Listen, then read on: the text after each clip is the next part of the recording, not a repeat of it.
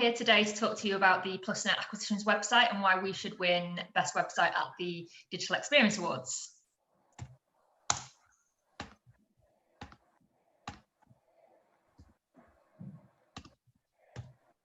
And so I'm here today with our presentation team. So there's myself, Chelsea, our product designer, and Chris, our product owner. And we're going to briefly take you through the project as a whole. So we'll talk to you about our business strategy and the goals and objectives of what we wanted to achieve through the project. We'll give you a brief overview of the plan and implementation before going into stakeholder engagement, which is where I'll pass over to Chelsea. And she's going to walk you through how we work with our stakeholders and the innovation and creativity. And then we'll pass on to Chris, who will run through impacts and benefits. So PlusNet Acquisitions, the website we're going to talk to you today is the PlusNet broadband acquisitions website. So this is everything from our pre-sale pages where we tell customers what broadband is, what broadband they can get, all the way through our service check journey, into our product purchase journey, through to purchase of the product. So it's our full end-to-end journey that we've delivered as part of the PlusNet Acquisitions project. And to talk to you a little bit about our business strategy so you can understand why this project and where this project fits in kind of the wider digital sphere for PlusNet. So we are brilliantly basic. What does that mean? It means that we'll make it easy for our customers. So that's everything from our products and pricing, but it's also our experiences on and offline. We actually sell 84% of our sales online. So for us, our digital channel is extremely key. We'll be boringly reliable. We know that people just want broadband that works and then they want to come back to us to recontract. So we'll do our best to deliver a really reliable service. And when things go wrong, we're here to support you. And we're also here to make you smile. We're a brand with personality and we're humans too. And any interaction with you, whether it's good or bad, we'll put ourselves in your shoes and really try to deliver that excellent customer service that PlusNet is known for. So what were the goals and objectives of this particular project? So the PlusNet Acquisitions project was brought in to deliver a platform for future growth. So we need to move away from our legacy systems that were old, that had no contact management system, that were built to kind of host a smaller base and weren't built for the kind of growth that we see today. So we needed to deliver a new platform for the entire business that could be reliable and scalable. We also needed to, as part of the project, move towards leaner teams. So we wanted to move change into our business owners' hands. We wanted to remove the need for large project teams and actually make cost savings for the business as well as be able to move quicker. We also need to move to a more agile way of working. So agility was really important to us. At the moment, previously, 2 months ago, we had to wait for bi-weekly deployments to make any kind of change, big or small. So being able to push out change far quicker was a key deliverable of this project. Also, what we really needed to deliver was best-in-class CX. We know that by adopting a user-centered design approach, by delivering customer experience that really works for the end user, that the sales will come and the customers will come. So that was a key factor in our delivery. And how that maps into our digital design principles. So everything needs to be simple and easy. Journeys need to be really simple and easy for our customer base. We have a slightly older base, lower technical knowledge, and it's really important for us that they understand what they're buying, they feel really comfortable buying from us, and that all of our online experiences are just really easy for that end user.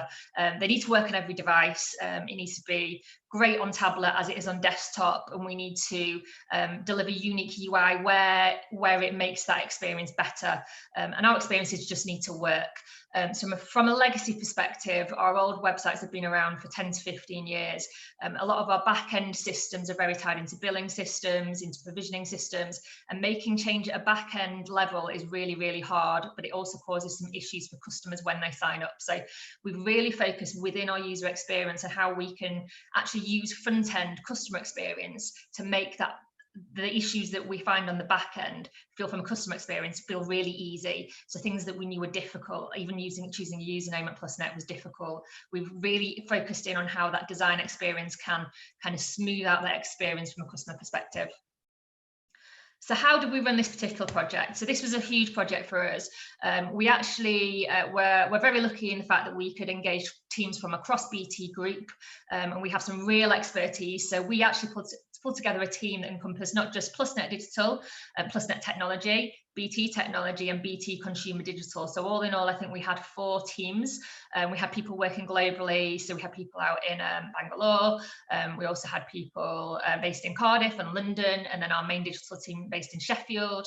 And we ran in a number of squads. So we had a product design squad who focused on design and content. We had an AEM squad who delivered the builds. So AEM is Adobe Experience Manager, which is the CMS that we chose to build our platform in. So we had a squad working specifically in that area. And then we had multiple smaller teams working across APIs and infrastructure across group. And we brought all of these teams together by using collaborative tools like Slack, InVision, Miro, and Jira. We ran daily stand-ups in a Scrum style, which meant that we could bring all of our squads together and make everybody feel like a unit, even though sometimes we were working in completely different countries. So now I'm going to pass you over to Chelsea, who's going to briefly talk you through stakeholder engagement and then move on to the really good stuff, which is innovation and creativity. Thanks, Imogen.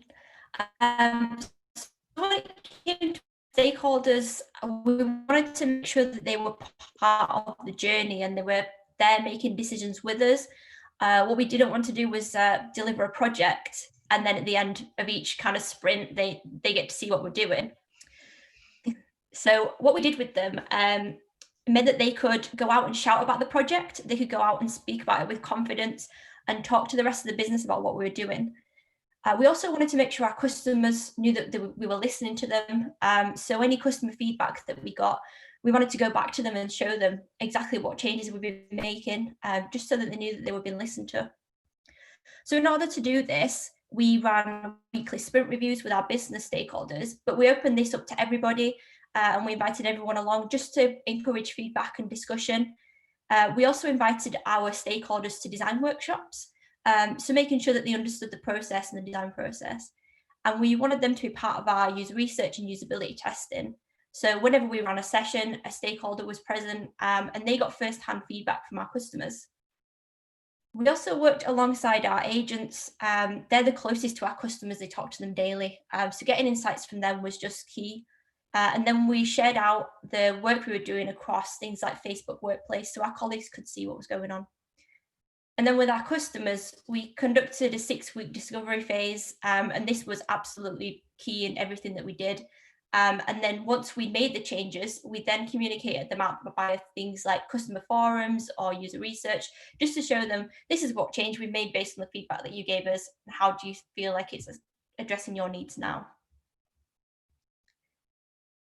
So I'm just going to run you through some of the kind of design decisions that we made throughout the project. So the first thing that we did was we worked with brand. Our brand is known for being really colourful. We've obviously got a really strong brand ambassador, but some of the colours, some of the typography wasn't quite working from us from an accessibility perspective. So we worked with them just to update our colours, tweak them a little bit, and then around this we created a style guide. So we said, if you're using this colour, you need to use this type of typography. And obviously with it being a CMS, we tried to make it as flexible as possible, just to kind of mitigate any problems that might occur. So the most important thing for us was accessibility. And when I talk about accessibility, I don't just mean that it meets AA standards. I mean that if you're on a phone, the website loads fast, or if you've got screen glare, you can still see the site. So it's anything like that. And we worked with our content team to make sure our content was accessible. So we did things like creating optimum line lengths to make it readable.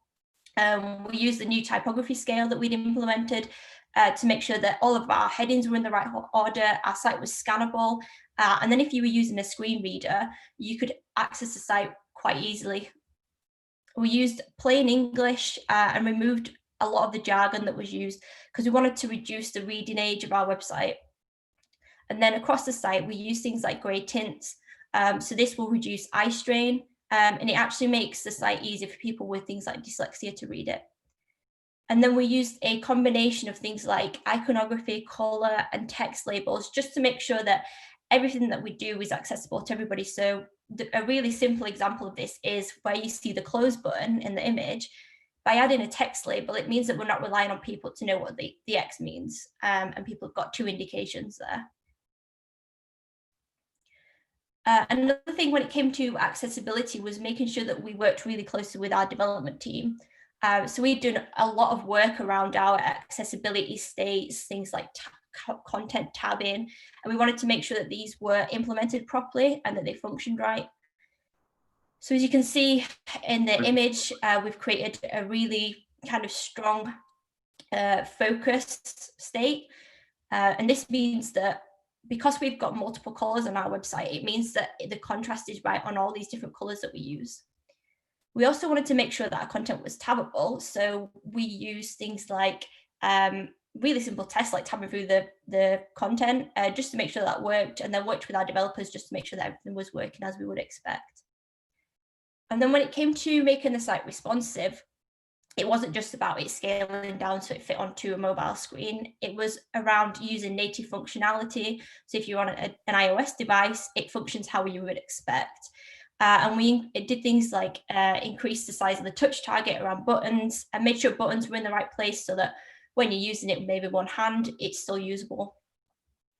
And then to kind of test all of these things, we use things like browser stack just to test across multiple browsers, make sure that it's functioning the same in Explorer as it is in Chrome. And then we just tested on devices. So we all got our hands on different devices and just made sure the site worked. Chelsea, can you hear me? Yeah. Sorry, you got just under 4 minutes left. Right, no worries. So one of the kind of main things that we identified was the service check. Because it's such a complex journey, there's free API calls, it's really slow. So just to make sure that our users were getting a better experience, we built in messaging, implemented loading screens and skeleton screens, and we didn't actually change the time that it took, but we made sure that our users knew something was happening. And we found through user research that they were willing to wait then because they knew some things were going on. Another key thing that we identified, which Imogen explained earlier, was the username. So our username functionality in the legacy site was pretty bad. Users didn't know what validation was, and they were unable to choose unique usernames, and then they didn't know that was a problem or an error until they got through the form. So what we did was we were upfront about what validation they needed, so things like capital letters and numbers, and then once they met that, they got a little green tick. And then if they didn't pick a unique username, we suggested usernames for them. And then if these things weren't quite going right, we told them there and then, oh, something with the username is not quite right, do you want to change it? And then throughout all of that, we did a lot of user research. So every sprint, we were able to generate an hypothesis, build a prototype, test and validate. And this just meant that we would constantly eliminate pain points. And these could be from hi-fi prototypes to paper prototypes that we just sent around the office. But we always wanted to make sure that whatever we were building was in the hands of the users.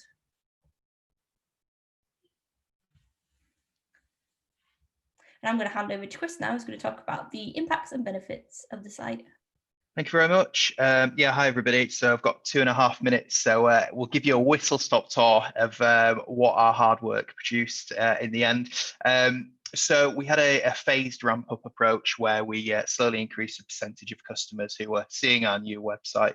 But what we did see throughout that period, and indeed at the end and currently, are some great figures, which have really shown us that the work which Chelsea and Imogen have just talked to you has really paid off and produced the results exactly how we wanted to.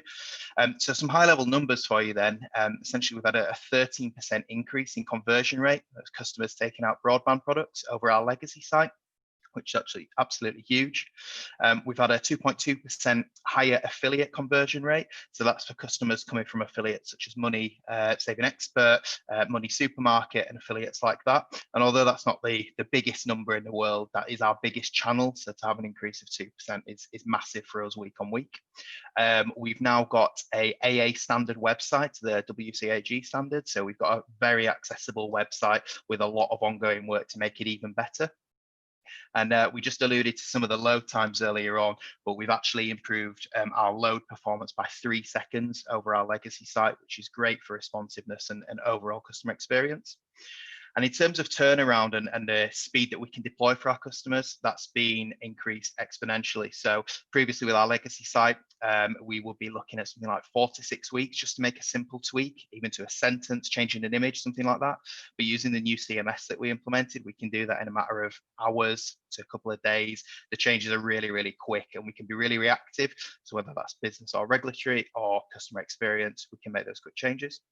And some keywords from some customer verbatim that came out. So easy, simple, quick, good. These all came out the back of the user research that we did of customers using our journey and getting their thoughts on what they thought to it. And I'm just going to summarize by reading out a statement from one of our customers, which really brought it home for us. So how easy was that? So refreshing to have something that was straightforward. The whole service is like this. I'm going to be with you for a very long time. And I think that really brought home that what we set out to achieve, we absolutely did. And we've done a good job, something we can be proud of. So thank you very much. I'll hand back over to Imogen, who can answer any questions that you've got. Okay, thank you, team. Well done. It's amazing how quickly that 15 minutes goes, right? So thank you for that.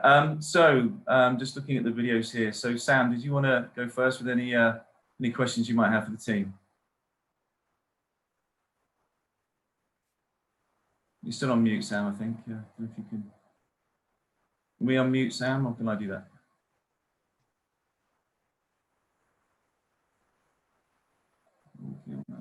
Cool. The host was not allowing me to unmute, but that's fine. Sorry. There you go. All right, I've got a few questions. So let's go. What's the kind of overall size of the team that put this thing together? It's big in different areas and small in different areas. So we had a creative squad, and that was about 8 people, encompassed 2 product designers, a UX researcher, a product owner, a content designer, and then we had some input from data analytics. So we ran that as a squad under a Scrum methodology. We had an AEM squad, which was roughly 10 people in size, included back end and front end development, and they were focused on that front end build of the CMS system. We then had resource from other areas of the business, so they were people who might have sat in other squads running with backlogs that were mixed, so we might have been a small part of their workload. So we had internal API teams. We also introduced Apogee, so we had a gateway layer that was introduced as part of the project. We also had to redeliver a lot of our tracking. So AWIN is affiliate tracking for when we sell through companies like Money Saving Expert. There was a whole piece of work to implement that. Live Person is our live chat functionality in sale. So as a build, it was quite large, but I think as a team, we did feel quite small. Okay, so 25 odd people maybe. Yeah, easily, yeah. Okay, all right. And shall I do another question, or does someone else want to turn? Take one more if you like. I think we've got time. Okay, so I understand you've got kind of lots of BT kind of entries this year. Why this one as best website? You must have had more. It wasn't that we chose anything in particular. Every team could put forward if they wanted to enter. There was no strategy behind whether one team went up for award and another didn't at all. There's a bit of competition. Obviously, we've got 3 brands. We have EE, BT, and PlusNet. We obviously have a little bit of internal rivalry that everyone wants to be doing the best thing first. So it definitely wasn't a case that we chose PlusNet over other deliveries. We were a huge team, PlusNet Digital, but the PlusNet Alliance is a small alliance. So our digital team is no more than 30. We're all focused on PlusNet. We have product owners, developers, product designers, UX and content within our alliance, and we feel like a digital team ourselves. So it definitely wasn't a strategic decision to enter this over other things. Actually, I'm quite surprised that we haven't had any competition internally, which would have really enjoyed actually. Cool, thank you. Peter, we can unmute Peter. Great, thanks. Well done, everyone. Great presentation. Really good to see it come to life. Yeah, it was really interesting. You had multiple work streams that all looked quite kind of complicated in themselves. How did you manage dependencies and deliverables between those work streams? We worked with the infrastructure as a waterfall delivery, and then we had our front end team, which is the AEM team, who obviously reliant on our API work. I'd say that we worked more agile than planned the dependencies between the teams. So we built out a really solid backlog for our AM development squad. And we picked, the most high value things to pull into sprints. Every sprint, we ran 2-week sprints. And if an item was blocked, then we wouldn't pick it up. We'd just pick up the next item. So as API stream unblocked work for our front end teams, we would pick up tasks, but we weren't reliant on those tasks being there because we had such a full backlog that we could put as much work into that development team as possible to drive the value. So I wouldn't say that we had a formal plan that brought everything together. We worked in a really agile methodology, and we ensured that we had the right decision making, the right prioritization in place to ensure that we got value from all of the teams. Okay, cool. That's really interesting. So the waterfall project had a set of deliverables that you used to prioritize the agile work streams. And did that present any challenges at any point? When you maybe you expected something to come online from the infrastructure work stream at some point? Yeah. And we're a huge business, and we have a lot of day-to-day pressures. So COVID-19. I mean, we launched this during COVID, but also we had to at the same time respond to COVID and put out messaging in a digital space on a website without a CMS. So our teams regularly get pulled onto maybe Ofcom priorities, pricing priorities. So that back-end resource, even if it had a plan, it would have fallen out of that plan just naturally because other priorities or incidents meant that they were pulled away from us. We just had to be really responsive to that change. And ensure that we reacted in the right way. I think it was just a case of us being flexible. Okay, cool. And so, how did that impact you coming in on time and budget in any way? Not budget specifically, because we had the team for a budget envelope, so we had them for a year, and we ran them to the end of the year. Timing wise, yes, we didn't get the MVP out on the original timescale because we weren't ready to, because our back end work stream hadn't run as fast as our front end work stream. However, what we did there was mix up the work that we did within our AM development work stream. So we had a number of drops. So we didn't hit drop 1 on time, but we started pulling in work for drop 2, which meant that we pulled drop 2 forward into drop 1. So really it was just a case of prioritizing the work through the teams. Okay, great, thank you. But yeah, it was a big project, a lot of teams working in tandem. We had target dates, but also an understanding that we were working agile, we were working using back-end systems that have been around for 10 to 15 years, that they have systems upstream and downstream that they talk to, and we know that that's complex and complicated. So we kept our stakeholders really close to the delivery so that they were on the journey with us and they understood where delays came up, why delays came up, and also they just kind of came on that journey. So PlusNet as a wider business, I think there's about 150 of us who work on the brand in its entirety. So we have really, really close links in with all those teams, which makes it a lot easier to go on those journeys together. Great, thanks. Well, that's really interesting. Thank you. Thanks, Peter. And Jamie, I think we could unmute Jamie. Cool. Thanks for that. It was great. And a lot of the questions that have been asked have sort of covered some of mine. Obviously, it's a redesign of what was an existing site, and there's obviously challenges there with sort of doing the switch over. So at what point did you feel kind of confident to go from what was the old into the, because obviously that usually brings in quite then the next bit is like everything's changed. And what I found quite interesting was that you brought customers into the development journey, which is, but it obviously not every customer. So I'm quite interested to hear at what point did you go, right, we're ready? So we had a go live date, and on go live we looked at an incremental ramp. So we A/B tested basically the new website against the old journeys. So we incrementally started to send over a percentage of our customers over to the new site. So on day 1 we sent over 5%. Then on day 3 we started up to 15%, and we ramped that up over a 2-week period to the point where we felt comfortable to send 100% 50% of our customers to the new website. There's a few reasons that we felt the need to be cautious. 84% of all of our sales go through that online system. You know, if we lose a day of sales in our online systems, then that's detrimental to us.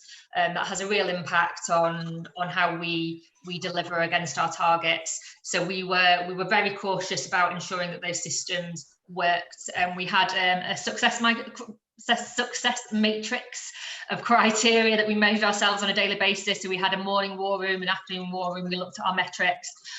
One of our metrics was any impact to operations. So are our agents seeing a spike in calls? Is our infrastructure performing? We moved AEM onto a brand new hosted environment as part of the project as well. So we had to monitor that infrastructure, as well as having all of our commercial metrics, our conversion rates, our number of sales, people into the sales journey. So we had a huge list of metrics that we measured ourselves on, but we had a tolerance as well. On day one of a launch like this, we would expect sales to go down on day one. It's typical that people become used to a journey, and you know, just suddenly cutting off the stick a new journey in normally leads to a small dip before you start to see the rise. And we were really lucky that actually the changes that we brought in, we didn't see any dip at all, and all we saw was a success from day one. And that built huge confidence in the project. It built a huge confidence in delivery, and meant that we could actually ramp up within that 2-week period rather than a longer period of time. I think we'd eyeballed up to a month, and you can't go past 8 weeks because you lose your SEO rankings at 8 weeks. So we had a window that we needed to hit, but we built up confidence gradually to a point where we felt comfortable going 100%. Thank you. No other questions. Thank you. Thanks, Jamie. So just one for me, if I've got time here. I'm very interested in the customer experience piece, how much you engage with customers. But can you expand a little bit on how you engage with the agents as you were building this and testing this? What kind of forums did you use to really get their feedback about what was working, what wasn't working?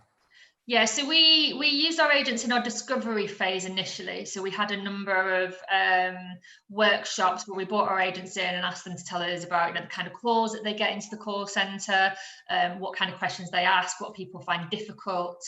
And then we did follow-up sessions where we compared, we basically built out our user journeys for them, and we compared old to new and had their opinions on it. We also have, so those were kind of informal groups where we'd ask for volunteers, and we also have an agent forum, who are an official forum who've set up, who we would ad hoc ask questions to or show designs to or keep updated, so that they could also talk to agents within their areas about the changes that were happening. And as part of every project at PlusNet, we have stakeholders from all areas of business. So Kat Elliott was our operations go-to person. She came to all of our sprint reviews. She came to mid-sprint, she came to end of sprint. If we had a question in one of our sprint reviews that it would be useful to get an agent's opinion on, she will go away and get that for us. And taking agents off the phone ad hoc is something we're not allowed to do, because, you know, they're scheduled in, and also they don't want to lose their time to earn their bonuses. So having that go-to person that is attached to the operation is really useful for us. We also are based in the same building as one of our call centres. So PlusNet's head office has 4 floors. The 4th floor is digital, finance, and other areas of the operation. But floors 1, 2, and 3 are mainly call centre. So we see our agents on a daily basis. They're really accessible to us. And I think that's one of the things that we've always found successful at PlusNet, is that as a business, we're all very close together, and we are very close to our agent and our operation. If there's a spike in the call centre, everyone in our digital team knows that and is looking at what's going on within their world to understand if they've got some kind of impact on that. So we're a really, really tight business because of the way that we're structured. Right. Thank you. That was